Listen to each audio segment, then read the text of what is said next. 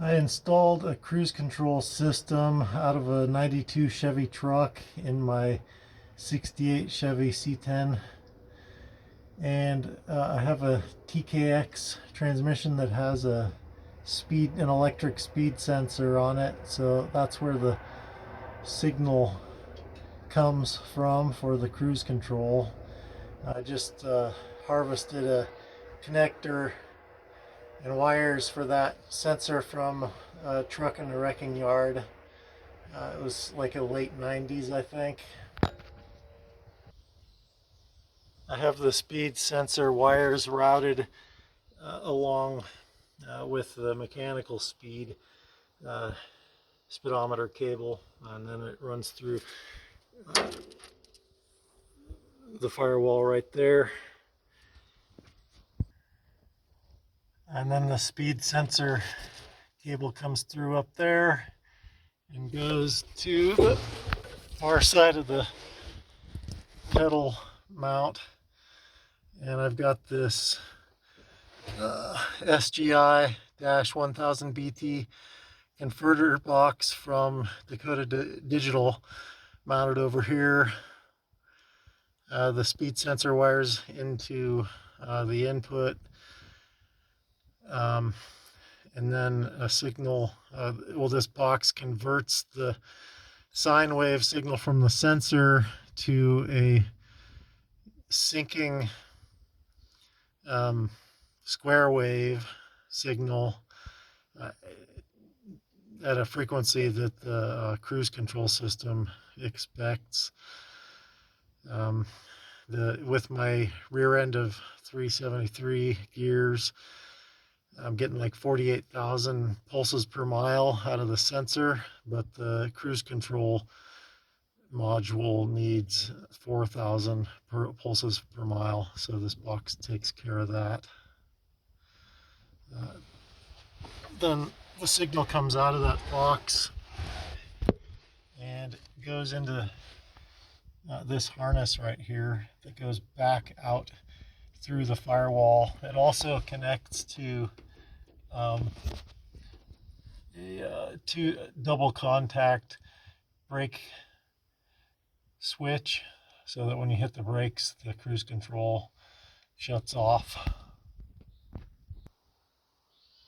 Then I've got the harness coming back out of the firewall, and it goes behind the fender, inside the fender, and then it plugs into the cruise control servo module right there, and then I have the actuator cable, the throttle cable going around like that. And I've got this turn signal lever from an early 80s Chevy truck. It's actually from an earlier unit, but I took it apart and I couldn't find a good one from an early 80s truck, so I found this slightly earlier model that only had a 3-wire connector on it, and I disassembled it and transferred the guts from a 4-wire unit into this. So here it is in action. I'm going down the road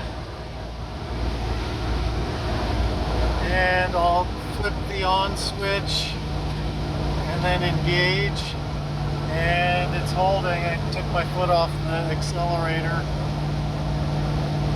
and I can bump up my speed if I want by nudging it, and it'll speed up a couple miles an hour, or I can tap the end of the button on the end, and it'll slow down. And yeah, I mean, that's the extent of it. Hitting the brake turns it off, and then I can re-engage it and continue on. Here's the schematic of how I wired it. This portion is just the stock harness from the donor vehicle from the 92 Chevy truck. So this is the connector that plugs into the servo module up on, that I have now on the core support. Originally that module was on the firewall of the donor truck. This is where the turn signal lever plugs in under the dash. These are the two connections to the brake switch and also a clutch switch that's the same. It's the same type of switch. It's just touching on the clutch pedal. And then this is the plug that originally plugged into the fuse panel under the dash on the donor truck, and it's where power and ground come into the system. I have that wired to the radio terminal on the fuse panel in my truck.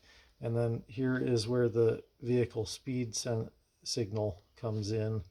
So that comes from the Dakota digital converter box, and then here are the wires going over to the speed sensor on the transmission. If your transmission doesn't have a speed sensor, Dakota Digital sells one that'll screw on to the mechanical output of an older transmission. It'll send a similar kind of signal as this. Here's the math that was required for doing the getting the speed conversion set correctly in the Dakota Digital converter.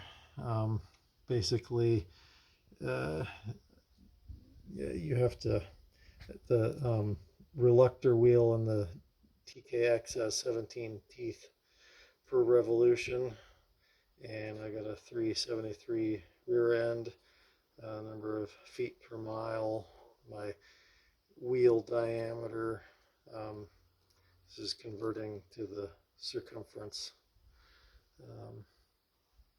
of the wheel. That's in inches, so divided by 12 to convert it into feet, and multiply by pi.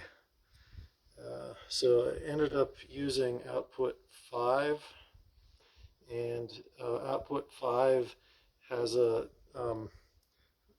built-in 4-to-1 ratio already, or sorry,